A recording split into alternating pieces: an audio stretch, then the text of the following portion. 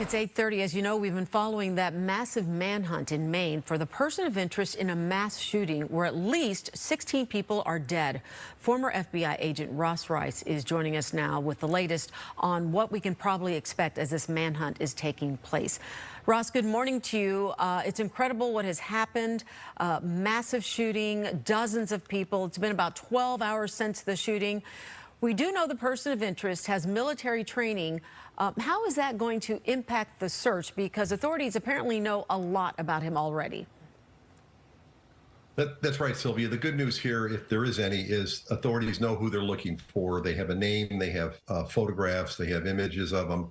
Unfortunately, he's, as we say, in the wind. They don't know where he is, and he's armed and extremely dangerous. And the fact that he has law enforcement, military training makes the situation even more difficult for authorities. It appears from the images that you're looking at right now that he had an automatic weapon or semi-automatic weapon of some sort. It's a dangerous situation, but I think the fact that there's so much support from the public through the news media, it's going to be a tip from a citizen that leads to his apprehension. Okay, let's talk about this because Lewiston is a city of just about 40,000 people. The fact that it's already had this many shootings is more than it's ever had.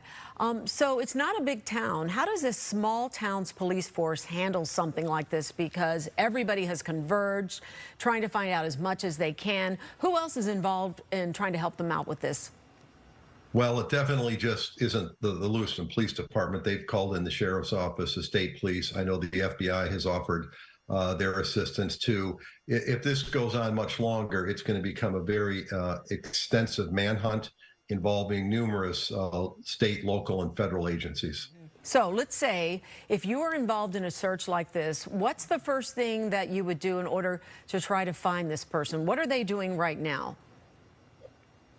They're publicizing the fact of the individual they're looking for through photographs. They're getting the images out to the public through websites and, more importantly, through the news media. And I'm sure they've established a perimeter. They've calculated how far could he travel by car within the period of time from the shooting. And I'm sure they have roadblocks set up.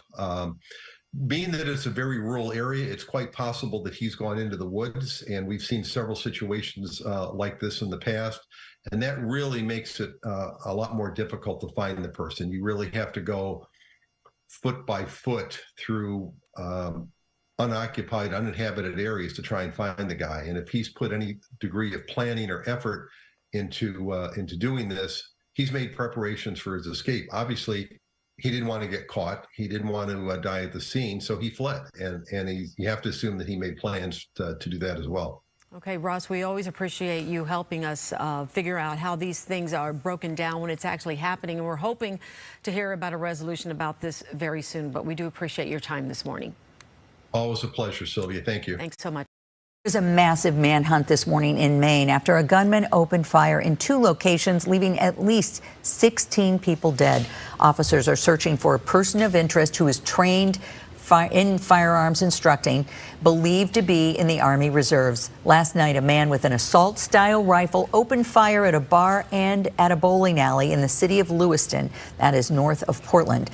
Investigators released pictures of their person of interest, identified as 40-year-old Robert Card. Card is considered armed and dangerous.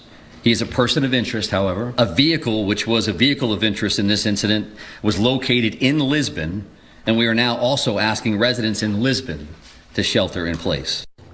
A police bulletin sent to law enforcement said Card had been committed to a mental health facility for 2 weeks over the summer after, quote, hearing voices and threats to shoot up a military base.